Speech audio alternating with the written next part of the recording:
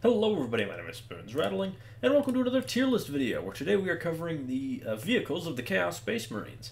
So I am working on a battle report video that will probably be going up tomorrow, but I just needed to get a video out for today. So we're going to do the vehicles for the Chaos Space Marines, mainly because I actually play a lot of Chaos Space Marines, so I'd say I'm relatively knowledgeable on what I like to use. First up, we have the Land Raider. Now, Land Raiders, pretty much everywhere, are just really solid vehicles. I think I could pretty comfortably give the Land Raider an S tier. It's super useful. It's just tough. It's got good firepower. You can put some really dangerous units in here, like Abaddon plus 10 Chosen, which is surprisingly not something I've run very often, but generally I think is actually quite powerful and gives the Terminators a good run for their money for a good bit cheaper, you know? It's a flexible transport. Obviously, a little slow, but it's tough. It's got good guns. There's really not much more to say about it other than the fact that it's a Land Raider, and Land Raiders are good this edition. Next, we have the Khorne Lord of Skulls. I do have one of these. If you guys remember, I got it when I got 100 subscribers.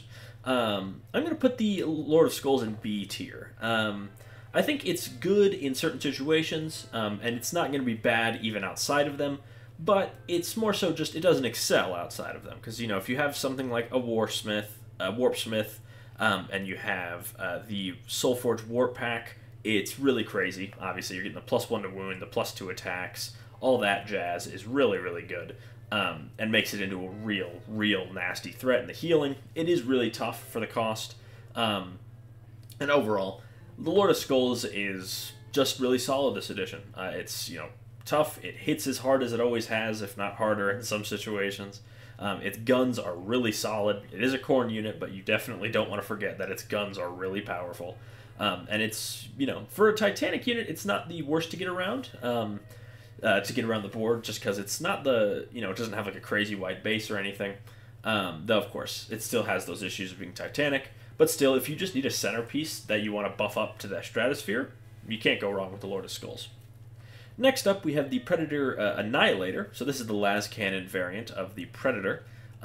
Quite a solid tank, in my opinion. As I was saying, it is just a solid tank. The Predator chassis is pretty tough. Now that it's the same cost as the Destructor, which we'll get to later, I think it actually has a pretty solid place in the army. It's just tough, and it's got good anti-tank shooting.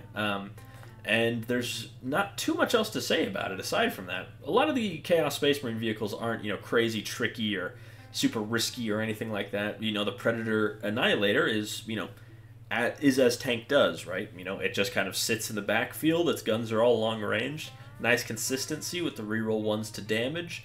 And you've got the 3 lascannons, so, it'll pose a threat to a lot of vehicles in the game. Its big Predator lascannon will really threaten a lot of things, and then, of course, lascannons in general are just very good. It's not as flexible as its cousin, or its brother, rather, in the Destructor, but I still think, now that they're the same points cost, they're both completely valid options as armored support units. Next up, Chaos Rhino, and like its bigger brother in the Land Raider, I think the Rhino is excellent. The Rhino gives you 11 transport slots. It's blistering fast. 12-inch movement. It's really compact, so it's really easy to get around the board. You can fit 10 Chosen and a Chaos Lord in there, and that's still a very deadly unit to be transporting, or you can go for Legionaries. Anything along those lines, really, to start getting the speed game on. And it's just another one of those Chaos vehicles that just does its job really well. The standard vehicles are very like that. The Demon engines are a little more interesting. But overall, I think the Chaos Rhino, it excels at its job, right? It's not going to steer you wrong. Very nice, very solid, like most Rhinos are. If they have something to transport, Rhinos are always good. And that has been like that for quite some time in 40K's history. So next up we have the Demolisher, or not the Demolisher, what is this called? Vindicator. It's a Vindicator. So this is a tougher Rhino chassis with a big Demolisher cannon. The Demolisher cannon, strength 14, AP 3, damage D6. Overall, I think that's a really solid profile, obviously. I think anyone who's played 40K for any longer than a couple games will tell you just how good a profile like that can truly be in an army. It's pretty tough, toughness 11, 2+ save. It is pretty pricey for that. It's still pretty vulnerable to things like las cannons.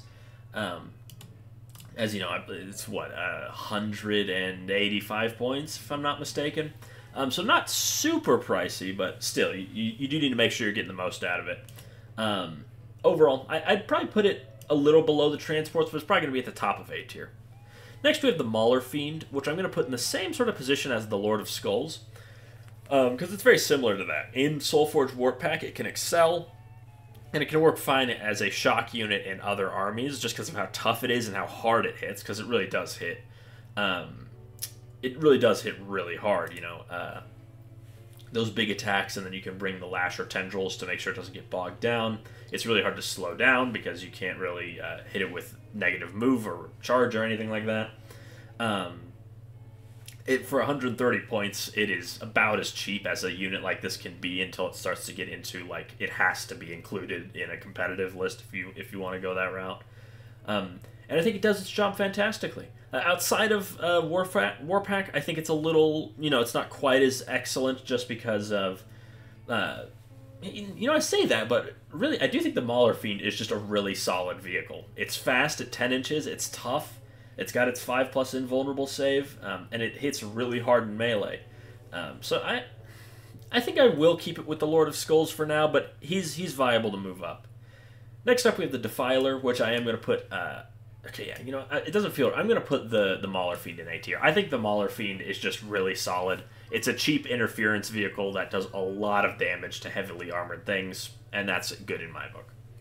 The Defiler is an interesting sort of mixed role unit, and I think is an absolute, what I would consider a staple in Soulforged Warp Pack, because it has a battle cannon, a las cannon, a havoc launcher, a combi bolter, and then on top of that, it has the Electro Scourge and the giant Defiler claws, which love getting the extra attacks and everything you can get in Soulforged Warp Pack.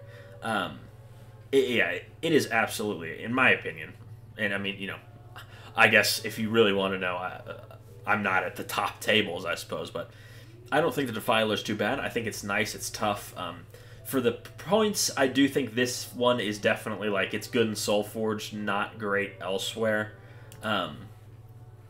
But, it has enough firepower to really help it deal with things that would slow it down in melee, and in melee, it's really good at just crushing tanks. Strength 16, AP 3, damage D6 +1. Yeah, that'll tear through vehicles like, hot knife through butter. I do quite like its ability to use heroic use counteroffensive for free, just because it makes it that it's kind of screwy with your enemy's attack priority, because this thing will always fight first unless they attack it first, which then also opens up the possibility that you could use counteroffensive elsewhere. I think it works solidly as a distraction unit in a lot of armies, but it excels in Soulforged Warp Pack, in my opinion. Forge Fiend, I've really fallen off on the Forge Fiend. Dude is really, really expensive. For the same toughness as a Mauler Fiend, the Forge Fiend has, the 3 plasma guns, or the giant miniguns. Sorry, my headphones were making some weird noises. But what I find with it is it just really struggles for attacks a lot of the time, especially if it's against something that's in a transport, because it won't get the attacks it needs to kill something like a battle wagon or a land raider, to get the unit out of that transport to then blow it up. It's just really expensive. I find that when I bring my Forge Fiend, I just wish I had left it at home. I'm sure with the +1 to wound, it's really good in Soulforged Warp Pack. And for that, I'm not gonna put it in C tier, but in my heart, I don't play Soulforge very often, so to me, yeah, it's a C tier. I just think the Forge Fiend in general. You know what? No, I'm putting it in C tier. It's not like the Defiler, where it could be an okay distraction unit outside of Soulforge, or the Lord of Skulls, where it can be a really good unit just as a centerpiece in just about any detachment. It just excels in Warpack. Actually, do I put the Lord of Skulls in A? Because I'm thinking about it. No, I'm going to keep it in B, just because of how it's sort of a more niche thing. But the Forge Fiend, I just think is really bad. Like, he doesn't do that much damage, He's good against like big units of Terminators, but that's really it. And against hordes, sure, but most of the Chaos vehicles come with a Combi Bolter and a Havoc Launcher, so you get a bunch of free anti-horde shooting that's decently long-ranged already. Yeah, I'm not high on the Forge Fiend. I've really fallen off of liking it. Hellbrute, unfortunately, as much as I like Hellbrutes, they're pretty bad in my opinion. I think they are significantly better now, but still just not great. Getting both benefits of a Dark Pact can have some interesting, abilities, like with a huge unit of Terminators or Havocs if you're using them. And it can act as... It does have really good melee damage, I will say. If you give it, a demon, you give it a hammer and a power scourge or something like that. You can have him just standing with a shooting unit to act as a bodyguard, but overall I think it's a little bit of overinvestment. Havocs or like a Predator Annihilator already do pretty good anti-tank damage, and I don't think they really need it. So as much as it is an interesting option, it's just kind of overkill for what they generally do. Next up, we have the Helldrake. Unfortunately, the Helldrake is awful. It's only had, I believe, one time in history where the Helldrake has been okay. I think it was in 5th edition, if I'm not mistaken. But yeah, the Helldrake's awful. It does, like, no damage to pretty much anything. Even flyers it's not great against. And it's not very tough. It has the flyer rules. I think that tells you all you need to know about it. As much as I'd like the Helldrake to be really good, it just isn't. Venom Crawler. I think the Venom Crawler's fine. It's good at killing Space Marines and light infantry, but not much else. It's not too pricey. It's pretty fast. I think it moves 12 inches. It's decently tough to things like Meltaguns, because it's still toughness 9, so it does at least have that. But for 120 points, at that point you could get a Mauler Fiend, which is a lot tougher and does a lot more melee damage. Or you could get a Predator Destructor or Annihilator that do more tank and anti-infantry damage, respectively. It does have its funny little snowballing effect where if it destroys units in the fight phase, it gets more attacks.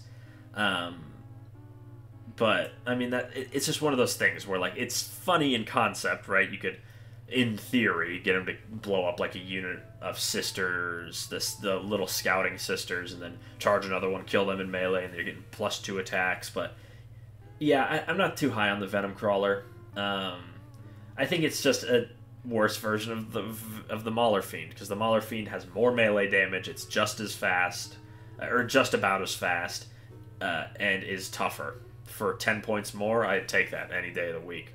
And the Mauler Fiend also looks cooler, which is pretty big. Next up, we have the final unit on our list, the Chaos Predator Destructor is this one. And I think the Destructor is really solid, right? You get your 2 las cannon shots, and you get your autocannon. I think that alone is just a solid deal. The autocannon's really good at killing most kinds of infantry. The las cannons are good at killing Terminators and big tanks.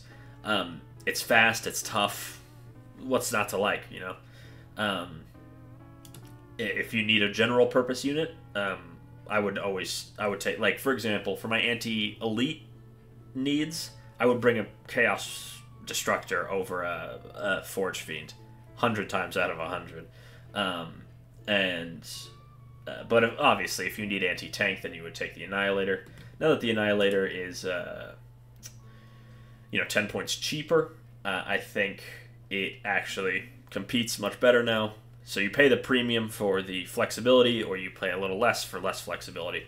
Overall, I'm gonna put it above the Demolisher, but they're about the same in my mind. Vindicator, sorry. Overall, I think the Chaos vehicles are generally pretty strong this edition. I've been Spoons Rattling. Hope you enjoyed this video. Make sure to like, comment, and subscribe, and I'll see you all next time.